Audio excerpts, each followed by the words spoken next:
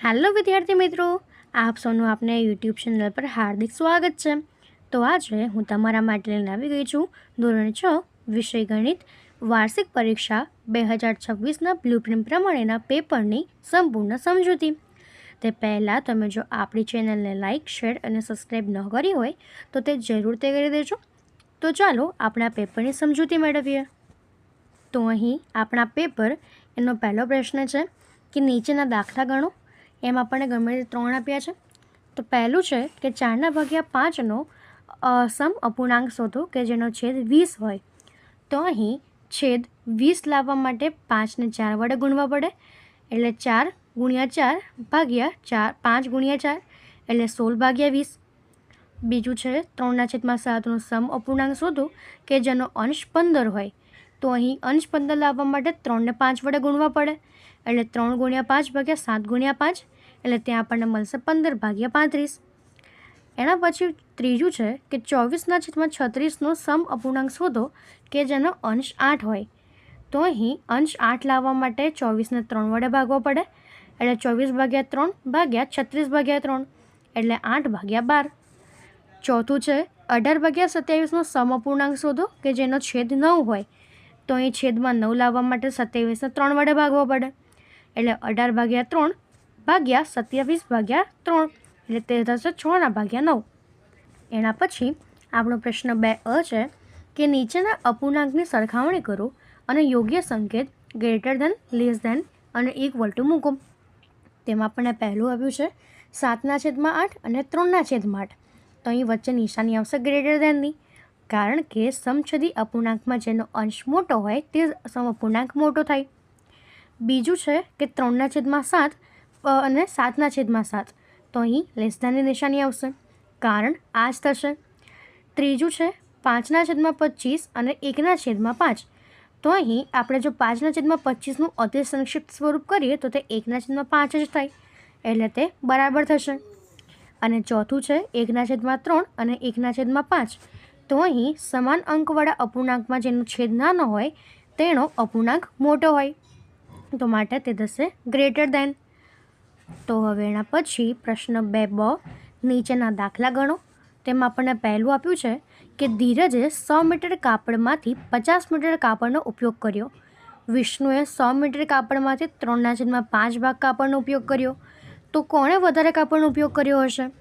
તો અહીં સૌપ્રથમ ધીરજનો ઉપયોગ 50 મીટર અને વિષ્ણુનો ઉપયોગ 100 × 3/5 એટલે 20 × 3 એટલે 60 મીટર। તો આપણે જો સરખામણી કરીએ તો 60 meter is greater than 50 meter, તો માટે વિષ્ણુએ વધારે કાપડનો ઉપયોગ કર્યો છે। એના પછી આપણો બીજો પ્રશ્ન છે કે 60 પાનાના એક પુસ્તકમાંથી અક્ષયે 3/6 ભાગના પાના વાંચ્યા। અક્ષરે એ જ પુસ્તકના 3/4 ભાગના પાના વાંચ્યા, તો કોણે ઓછું વાંચ્યું? તો અહીં અક્ષરે વાંચેલા પાના તો 60 × 3/6 એટલે 10 × 3 એટલે 30 પાના, અને અક્ષરાએ વાંચેલા પાના 60 × 3/4 એટલે 15 × 3 એટલે 45 પાના। તો આમ અક્ષયે ઓછું વાંચ્યું છે। એના પછીનો ત્રીજો પ્રશ્ન છે કે ગણિતના 100 ગુણમાંથી મહેન્દ્ર 3/5 ભાગના ગુણ મેળવે છે, જ્યારે દીપક 3/4 ભાગના ગુણ મેળવે છે। તો કોણ ઓછા ગુણ મેળવશે? તો અહીં મહેન્દ્રના ગુણ 100 × 3/5 એટલે 20 × 3 એટલે 60 ગુણ, અને દીપકના ગુણ 100 × 3/4 એટલે 25 × 3 એટલે 75 ગુણ। તો આમ મહેન્દ્ર ઓછા ગુણ મેળવશે। એના પછીનો પ્રશ્ન 3અ કે નીચેનામાંથી કઈ સંખ્યા મોટી છે તે જણાવો। તો અહીં પહેલું છે કે 0.4 અને 0.7। તો અહીં 0.7 મોટી છે। પછી 0.09 કે 0.99, તો અહીં 0.99 મોટી છે। 7.7 કે 1.70, તો 7.7। 1.223 કે 1.232, તો તે થશે 1.232। તો હવે એના પછીનો પ્રશ્ન 3બ કે દશાંશનો ઉપયોગ કરીને નીચેના પ્રશ્નોના જવાબ આપો। 35 પૈસાને રૂપિયામાં દર્શાવો। તો અહીં 1 રૂપિયો બરાબર 100 પૈસા થાય, તો 35 પૈસા બરાબર 35 × 100 એટલે તે થશે કે 0.35 રૂપિયા। એના પછી 165 મીટરને કિલોમીટરના સ્વરૂપમાં દર્શાવો। તો અહીં 1 કિલોમીટર બરાબર 1000 મીટર। તો અહીં આપણને 165 મીટર આપ્યા છે, તો તે થશે 165 / 1000, તો તે થશે 0.165 કિલોમીટર। તો હવે એના પછીનો આપણો પ્રશ્ન 4 છે કે નીચેના દાખલા ગણો. એમાં આપણને પહેલું આપ્યું છે કે મમતાએ ગણિતની ચોપડી માટે 30.50 રૂપિયા અને વિજ્ઞાનની ચોપડી માટે 28.26 ખર્ચ્યા. તો મમતા દ્વારા ખર્ચવામાં આવેલી કુલ રકમ શોધો. તો અહીં 30.50 એટલે કે ગણિતની ચોપડી માટેની રકમ અને 28.26 જે વિજ્ઞાનની ચોપડીની રકમ. તો તેનો સરવાળો કરીએ તો તે થશે કે 58.76 જેની કુલ ખર્ચ થશે. બીજું છે ઉત્તમ પાસે 12.50 રૂપિયા હતા, તેને 4.30 રૂપિયાની ચોકલેટ ખરીદી. તો ઉત્તમ પાસે કેટલા રૂપિયા બાકી રહ્યા?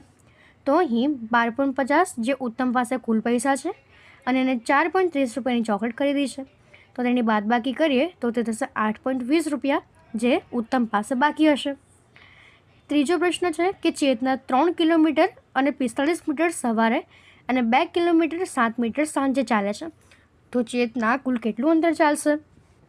તો અહીં આપણે જે 45 મીટર છે એને કિલોમીટરમાં ફેરવીએ તો તે થશે 0.45 મીટર, 0.045 કિલોમીટર અને 0.07 કિલોમીટર.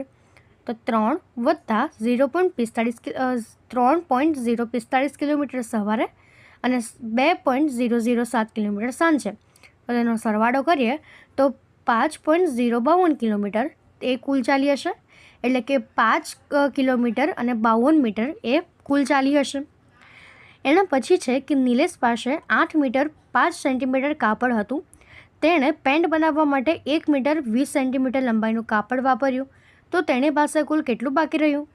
તો અહીં નિલેશે 8.5 મીટર જેટલું કુલ કાપડ છે અને તેમને 1.20 મીટરનું કાપડ જે છે એ વાપર્યું છે.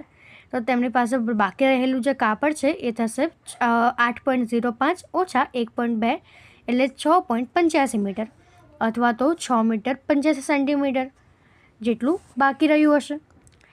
એના પછીનો પ્રશ્ન 5 છે કે ધોરણ 6ના 30 વિદ્યાર્થીઓની રંગની પસંદગીનું આવૃત્તિ ચિહ્ન કોષ્ટક આપ્યું છે. તો અહીં લાલ રંગ જે છે એની આવૃત્તિ 5 છે, નારંગી 5, કાળો 5, લીલો 5, પીળો 6 અને વાદળી 4, આમ કુલ 30 છે. તો હવે એના પછી બીજું છે કે કેતુલ 40 વખત પાસો ફેંકે છે, તેના પર દેખાતા અંકોનું આવૃત્તિ ચિહ્ન કોષ્ટક. તો અહીં 1 જે છે 2 વાર, 2 છે એ 4 વાર, 3 છે 7 વાર, 4 છે 7 વાર, 5 13 વાર અને 6 7 વાર, આમ કુલ 40 વખત થશે. તો હવે એના પછી છઠ્ઠો પ્રશ્ન છે કે નીચે ચિત્ર આલેખનું અવલોકન કરીને પ્રશ્નોના જવાબ આપો. અહીં એક બલ્બનું ચિત્ર બરાબર 4 બલ્બ. તો અહીં આલેખની ગણતરીની સ્પષ્ટ સમજૂતી જો લઈએ તો સોમવાર એમાં 3 ચિત્ર જે બલ્બના છે તો 3 ગુણ્યા 4 એટલે 12 બલ્બ. મંગળવાર 7 ચિત્ર છે એટલે 7 ગુણ્યા 4 28 બલ્બ. બુધવારે 4 ચિત્ર 4 ગુણ્યા 4 એટલે 16 બલ્બ. ગુરુવારે 5 તો 5 ગુણ્યા 4 એટલે 20 બલ્બ. શુક્રવારે 2 છે તો 2 ગુણ્યા 4 એટલે 8 બલ્બ અને શનિવારે 4 તો 4 ગુણ્યા 4 એટલે 16 બલ્બ અને રવિવારે 8 ચિત્ર એટલે 8 ગુણ્યા 4 એટલે 32 બલ્બ. તો આપણે આ રીતે તેની ગણતરી કરવાની છે. એના પછી હવે આપણને આપ્યું છે કે ગણિત ગોખવાનો નથી પણ એ સમજવાનો વિષય છે જે આગામી પરીક્ષા માટે તમને ખૂબ કામ લાગશે, જેના માટે શુભેચ્છાઓ. તો હવે એના પછી આપણને જે આદર્શ મોડલ પેપર છે એની જવાબવાહી બી આપેલી છે કે એક શાળામાં ધોરણ 6 થી 8ના વિદ્યાર્થીના મનપસંદ રંગોની વિગત પરથી પ્રશ્નના જવાબ આપો. તો અહીં જે લાલ રંગ છે એમાં 4 વિદ્યાર્થીઓ છે, પીળા રંગમાં 5, સફેદમાં 2, કાળામાં 1, વાદળીમાં 4 અને કેસરીમાં 3. તો હવે એમાં આપણને પહેલો પ્રશ્ન આપ્યો છે કે લાલ રંગ કેટલા વિદ્યાર્થીને પસંદ છે? તો લાલ રંગ 20 વિદ્યાર્થીઓને પસંદ છે કારણ કે 4 ચિત્ર ગુણ્યા 5. કયો રંગ સૌથી વધારે વિદ્યાર્થીઓને ગમે છે? તો પીળો રંગ સૌથી વધારે વિદ્યાર્થીઓને ગમે છે, 25 વિદ્યાર્થીઓને. કેસરી રંગ કેટલા વિદ્યાર્થીને ગમે છે? તો તે 15 વિદ્યાર્થીને ગમે છે, 3 ગુણ્યા 5. અને કયા 2 રંગ સરખી સંખ્યાના વિદ્યાર્થીઓને ગમે છે? તો લાલ અને વાદળી એ રંગ સરખી સંખ્યાના વિદ્યાર્થીઓને ગમે છે. એના પછી છે જોડકા જોડો. તો અહીં સાચા જવાબ સીધા આપેલા છે. તો લંબચોરસનું ક્ષેત્રફળ લંબાઈ ગુણ્યા પહોળાઈ, સમબાજુ ત્રિકોણની પરિમિતિ 3 ગુણ્યા લંબાઈ, ચોરસનું ક્ષેત્રફળ લંબાઈ ગુણ્યા લંબાઈ, સમબાજુ ચતુષ્કોણની પરિમિતિ 4 ગુણ્યા લંબાઈ, સમબાજુ ચતુષ્કોણની પરિમિતિનું બીજું સૂત્ર 8 ગુણ્યા લંબાઈ અને નિયમિત અષ્ટકોણની પરિમિતિ તો 8 ગુણ્યા લંબાઈ. તો હવે એના પછી પ્રશ્ન 7બ, આપેલી આકૃતિની પરિમિતિ શોધો. તો અહીં આપણને આકૃતિ આપી છે જે સમદ્વિ બાજુ છે. તો અહીં સમાંતર બાજુ ચતુષ્કોણમાં આપણે જોઈએ કે પરિમિતિ એટલે તેની બધી બાજુના માપનો સરવાળો. તો અહીં તેની બાજુ 1, 2, 3 અને 4 એટલે 4 + 3 + 2 + 6 એટલે તે થશે 15 સેન્ટીમીટર. તો આમ તેની પરિમિતિ 15 સેન્ટીમીટર થશે. એના પછીનો પ્રશ્ન છે કે જેની લંબાઈ અને પહોળાઈ અનુક્રમે 50 અને 25 સેન્ટીમીટર હોય તેવા લંબચોરસની પરિમિતિ શોધો. તો એ પરિમિતિ માટે લંબાઈ L 50 અને પહોળાઈ B 25 અને લંબચોરસની પરિમિતિ એટલે 2 કૌંસમાં લંબાઈ વત્તા પહોળાઈ એટલે 2 કૌંસમાં 50 + 25 એટલે 75 × 2 એટલે તે થશે 150 સેન્ટીમીટર. તો આમ લંબચોરસની પરિમિતિ 150 સેન્ટીમીટર થશે. એના પછીનો પ્રશ્ન છે કે 18 મીટર લંબાઈની બાજુવાળા ચોરસ પ્લોટનું ક્ષેત્રફળ શોધો. તો અહીં ચોરસ પ્લોટની બાજુની લંબાઈ 18 મીટર એટલે લંબાઈ ગુણ્યા લંબાઈ જેનું ક્ષેત્રફળ શોધીએ તો તે થશે 324 મીટર.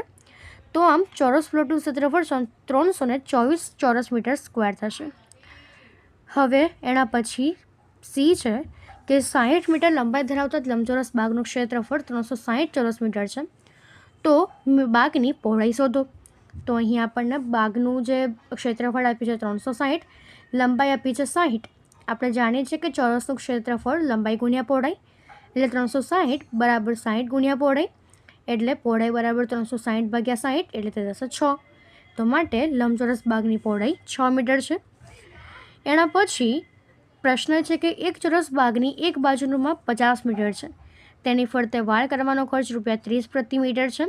એના પ્રમાણે કેટલો થાય? તો વાળ બાગની ફરતે કરવાની હોવાથી પહેલાં પરિમિતિ શોધવી પડે.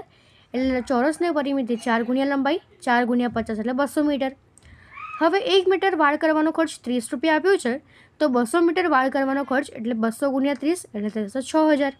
તો આમ વાળનો કરવાનો કુલ ખર્ચ ₹6000 થશે. એના પછી 8મો પ્રશ્ન છે, ધારો કે રુદ્રની ઉંમર X વર્ષ છે. તેના સગા સંબંધીઓની ઉંમર આપેલા માહિતીના આધારે કોષ્ટકમાં દર્શાવો. તો અહીં તેનો ભાઈ તેનાથી 2 વર્ષ નાનો છે. તો અહીં રુદ્રની ઉંમર X - 2 એટલે તે થશે X - 2. તેના પિતા તેનાથી 30 વર્ષ મોટા છે એટલે X + 30.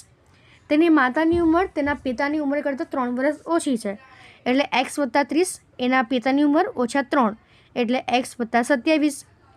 તેના દાદાની ઉંમર તેનાથી 8 ગણી છે એટલે 8X અને તેની બહેનની ઉંમર તેનાથી 2 વર્ષ મોટી છે તો તે X + 2. તો આપણે આ રીતે તેને દર્શાવી શકીએ છીએ. એના પછીનો 9મો પ્રશ્ન છે કે એક કંપનીમાં કામ કરતા 300 માણસ પૈકી 140 પુરુષો અને બાકીની સ્ત્રીઓ છે. તો નીચેના ગુણોત્તર શોધો. તો અહીં કુલ માણસ 300 અને પુરુષો 140 છે, જેમાંની સ્ત્રીઓ 300 - 140 એટલે 160 થશે. તો એ પુરુષોની સંખ્યા અને સ્ત્રીઓની સંખ્યાનો ગુણોત્તર તો 140 / 160 તો તે થશે 7/8 એટલે ગુણોત્તર 7/8.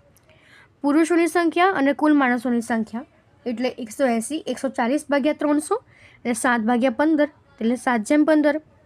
સ્ત્રીઓની સંખ્યા ભાગ્યા કુલ માણસોની સંખ્યા 160 / 300 એટલે 8/15 એટલે 8/15 અને કુલ માણસોની સંખ્યા અને સ્ત્રીઓની સંખ્યા એટલે 300 / 160 એટલે 15/8 એટલે 15/8.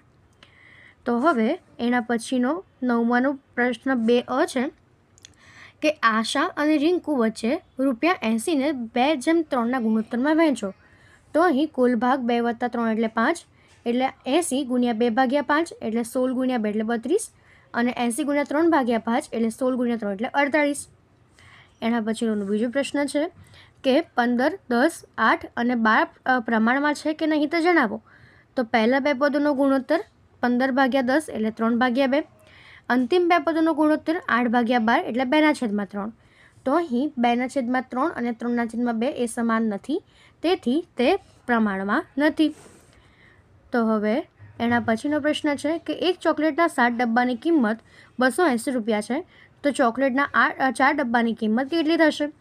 તો અહીં 7 ડબ્બાની કિંમત 280 અને એક ડબ્બાની કિંમત 280/7 એટલે ₹40.